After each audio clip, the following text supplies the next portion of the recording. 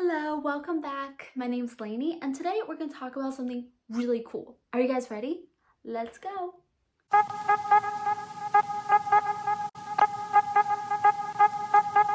All right, let's start. We're going to talk about languages and can you lose them? And this is a topic I know many of you guys can't relate to, either because you only speak English or you are submerged in a bilingual household, so you speak the language constantly. But it's something really cool to talk about and understand. To give you guys a cliff note about my past, my brother and my mom actually came to Guangzhou in 2009, and they literally picked me up, flew me to America, and I've been here ever since. It's been 10 years, and I just want to tell you guys a little bit about my language journey, and hopefully you guys can understand it through a few scenarios. Now we got the introduction out of the way, let's jump into the scenarios. The first scenario I'm going to give you is Sally. So Sally was watching this really cool TV show about dinosaurs where she was learning about these cool facts and she wanted to tell her friend. However, when she approached her friend, she realized that she forgot the word dinosaur, which is so weird because she loves dinosaurs and she talked about dinosaur all the time. However, in that very moment, she can't remember it. So she started to bring out her T-Rex arms or roaring at her friend, and the whole thing was embarrassing because her friend was looking at her weird and she was looking at her friend weird.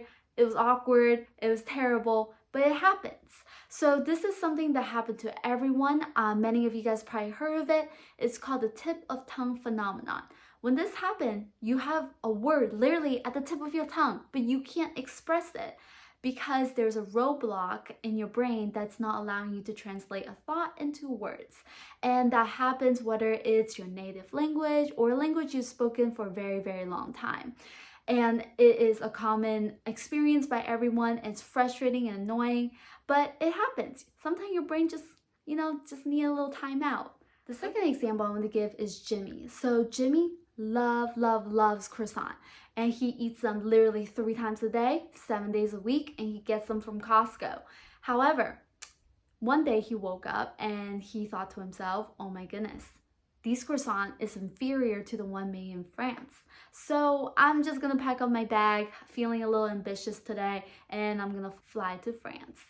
However, when he gets there, he realized he doesn't speak French. He had never spoken French, and he's spoken English all his life, and that's all he ever known. So he began to make some French friends, and next thing you know, he's gonna learn a few simple words, and he can say a few simple sentences, and it's gonna be great for him. He thought to himself, you know what, I'm gonna stay in France for a year, and I am gonna learn French. So he wanted nothing to do with English because he was so desperately wanting to learn French, and so he can get the best croissant. Next thing you know, he's gonna speak, more complex sentences, and he's gonna start dreaming in French, which is really cool. He actually woke up one day and he was like, oh my goodness, I can't believe it. I was dreaming about a T-Rex and he was chasing me and he was roaring at me in French, which is really cool. So after dreaming in French, he noticed that everything just began to roll, and he began to be able to have conversation with his friends without really thinking about grammar, because it came to him naturally. However, when he go back to the United States, he realized that he really have a lot of TOT. Remember, that is when you can't express a word that's on the tip of your tongue. And he's kind of quite embarrassed. And so turn out this happens to a lot of students who study abroad, who want to focus just on one language and they want to forget about their native language or any other language they're learning. This is actually really advantageous. Think about it. When you learn something new, your brain wants to stay updated with you. It's kind of like Twitter, right? So they want to stay updated with you and make new connection, so you can learn the things you want to learn. Meanwhile, what's happening is things that you're not really learning, like English in this case, the brain is trimming them away. You don't really need to focus on it as much to your survival. So when Jimmy returned to the state, he realized he has a lot of TOT. That just means that your brain needs to make those neural connections again, and it's okay. Your language is not lost permanently, it's just temporarily. He'll gain it back in probably a week or so. And many of you guys who have studied abroad and really try to focus on learning a new language probably experience this. It happens, which is honestly pretty cool. The last example I want to give is myself. So as the thumbnail said, yep, I lost my native language. My native language, for many of you guys who don't know, is actually Cantonese, not Mandarin. I've spoken Cantonese all my life up to when I was 10, and it was awesome, but also crazy that I lost it. So now I only remember 3 words. So the first word is my name, which is Wang Gamen. The second word, honestly pretty helpful because I don't remember the language anymore, is Otido, which means I don't know. The third one is actually a song about a mosquito flying into a tent, and then everyone got out their fly swatter and started swatting the mosquito. I'm not exactly sure how to contribute to my survival in the modern day world, but I guess good job, brain. So the second language I learned is actually Mandarin. A little history on Mandarin, in case many of you guys who don't know. Once upon a time, China was actually not unified because everyone spoke different dialect around the country. So for example, Cantonese was spoken in Guangdong and Hong Kong, and that's literally about it. So I guess Mao Zedong, when he was the leader, he unified China by mandating all schools to teach Mandarin. And that unified China, so now everyone in China speak Mandarin, which is pretty cool. So I learned Mandarin in grade school, and I have spoken fluently from then on. And that one I am more comfortable with because that is taught in a lot of classroom that I have today. So I've been practicing with professors and students, but still not as well as I should be. So what happened was, why I lost my language, you ask?